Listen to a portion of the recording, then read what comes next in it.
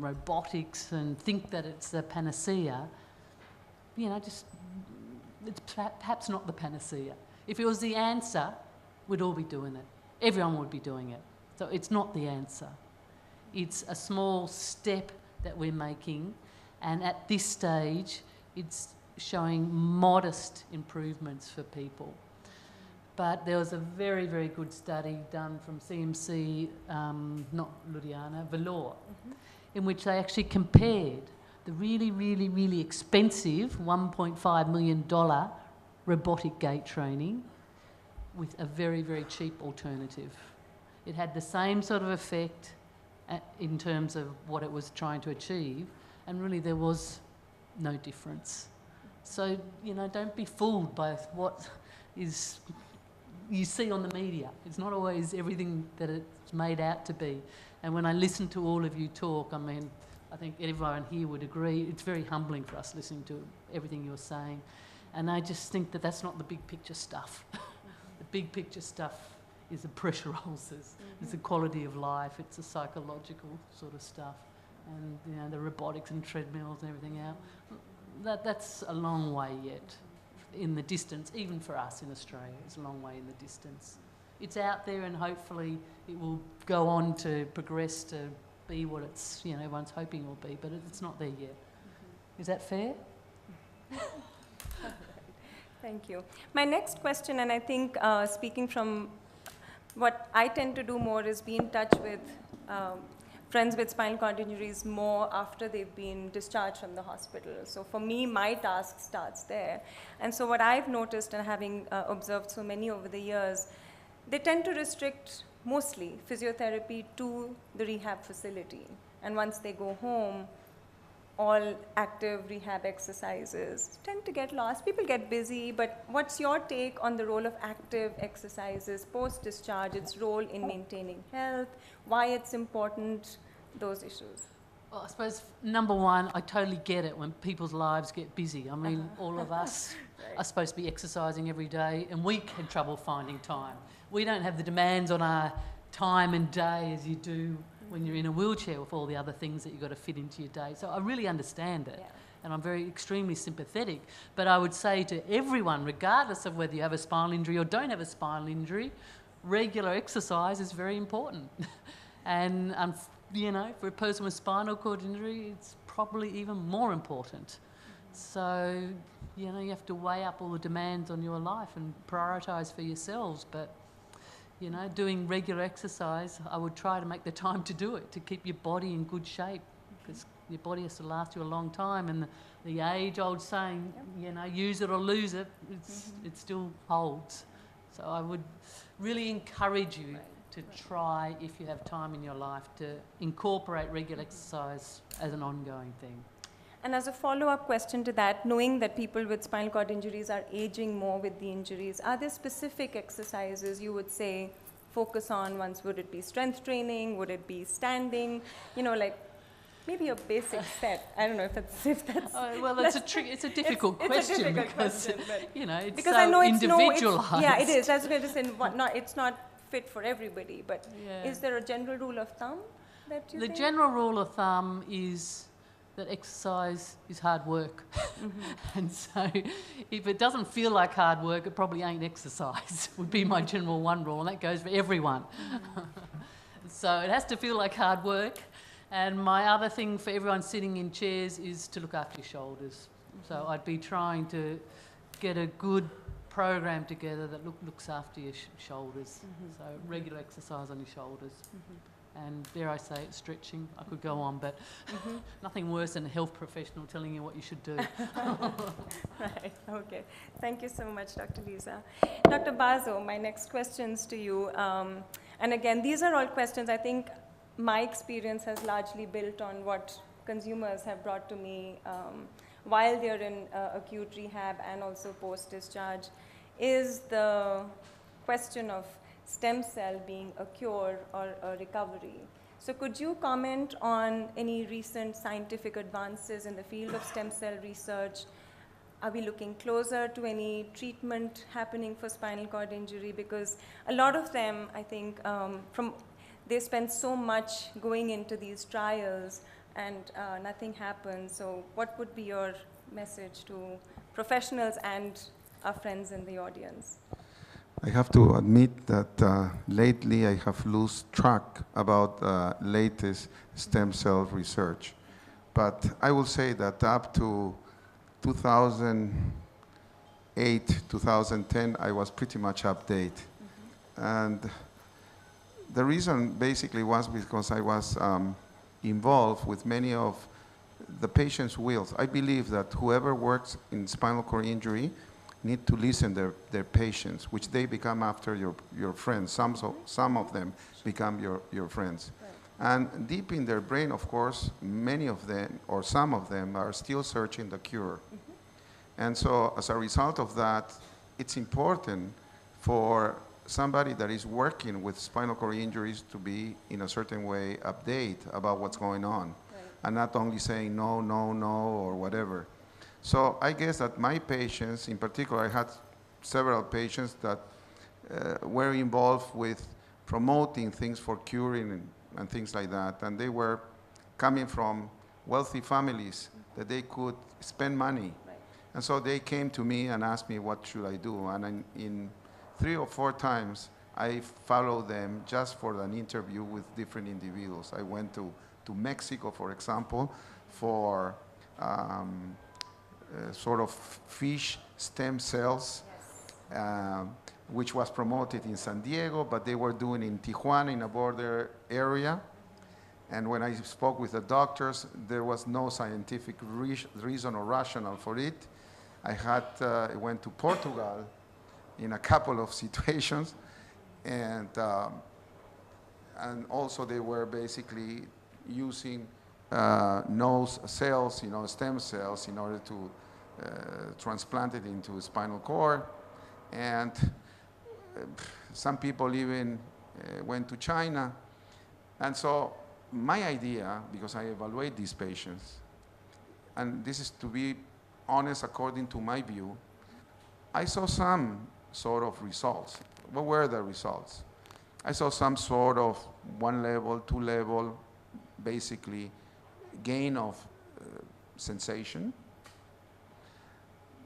In one patient, I saw a toe move, which was not before the intervention was able to do. In none of them, I have saw a restitutium ad integrum, which means, from Latin to English, is that to return back to the use of functional bladder or bowel. And so if they were not able to have their bladder or their bowel, for me, not having a sacral sparing means that they will not walk. So these are my impressions. And so whoever come to me and ask me, I said, it's okay to explore, it's okay to study, it's okay to Google. But you, in your life, like happened to all of us, we need to trust in somebody, in someone. It could be your family, your father, your mother. Better if it's a doctor that have an experience, but you need to trust. And if you trust somebody, then that's it. Because if you do it by yourself, you're going to get in trouble. This is my answer to you. Thank you so much. Would any of the other doctors like to speak about on the Indian context in terms of what patients question over here, recent advances here? So, taking up the stem cell thing, so I've been fortunate to sort of be involved in 2 stem cell trials which we had done at Indian Spinal Injury Center.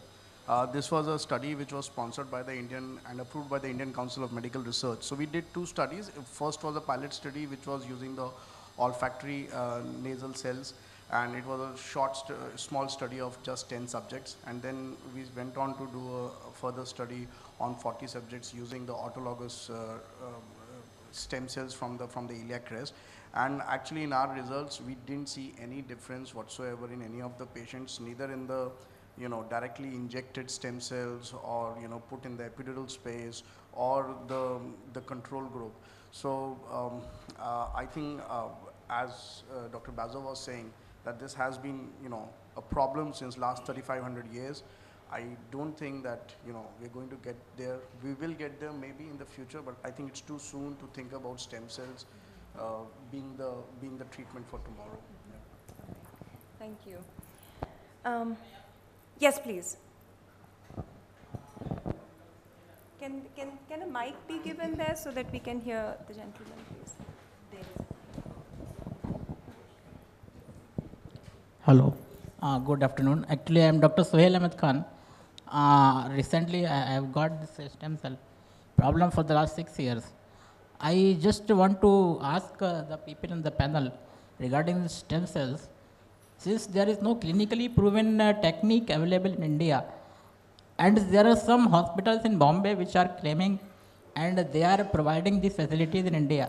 So I was wondering why there is no MCI proven or government of India proven regulatory rules on those hospitals which claim it is not clinically proven, it is, and people get deceived by the claims of the people, and sometimes they have to spend their hard-earned money, and there is no final treatment in that aspect. So what is the opinion of the panel on regarding regulatory control of such hospitals in India? Let me take the initiative of answering this question, being from India. You see, we are equally disturbed with these, let's say, companies which are offering these treatments. And I belong to an association called Association of Spine Surgeons of India. I am an executive member of that. And we have taken up this issue with the government actively.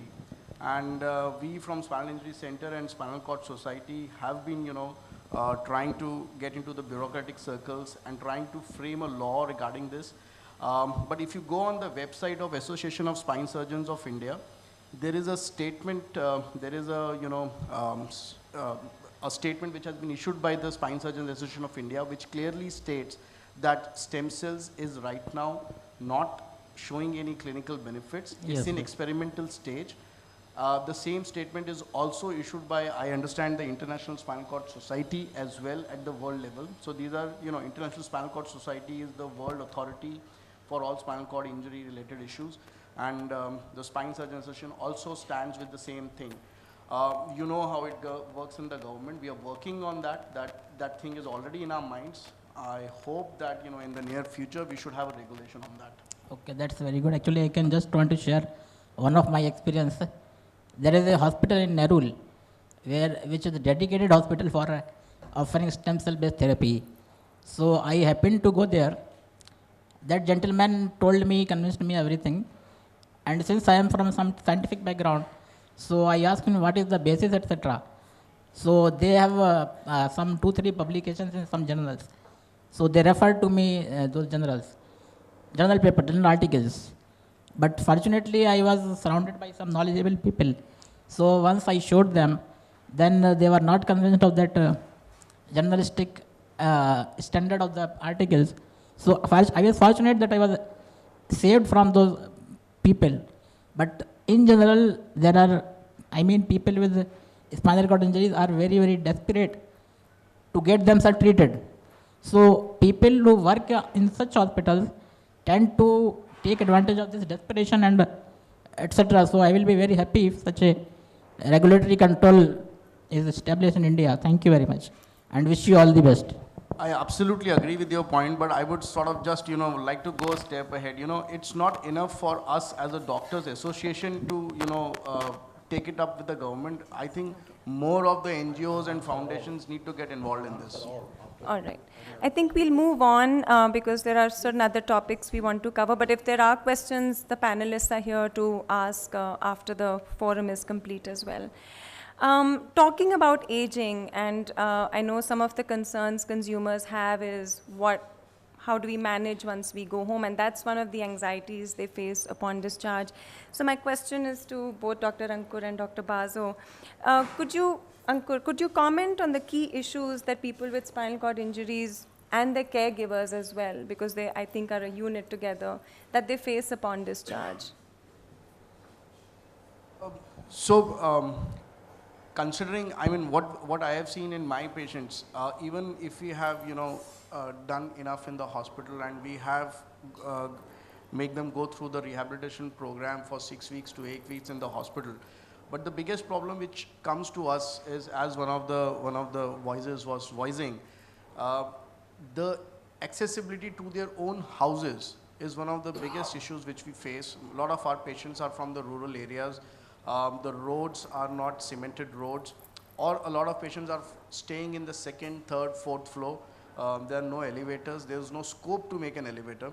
So that is one area, the accessibility part, which becomes a major issue. It's even getting to their own houses. The other issue which we have often faced is, the patient education. If the patient is in a vocation which involves a lot of manual labor, like we get a lot of people who are laborers, who are farmers, for them to be able to going back to their previous occupation becomes a big problem. And so I think this is where education plays a huge role. So other than, usual medical issues, these are two big issues which we face in, getting our patients back to the community. Dr. Basu, could I make a specific question, and then I think we need to close, and Dr. Mukherjee would like a statement. And my question to you would be, what would professionals recommend in terms of long-term care for people? Would you suggest annual health checkups? Because sometimes the basics of bladder and bowel may also change from rehab. So would you comment on what would be tests they would need to go through? I was thinking, while I was listening attentively to all of you, that a question of a patient of mine, a tetraplegic, who said, look, I have been tetraplegic for 20 years,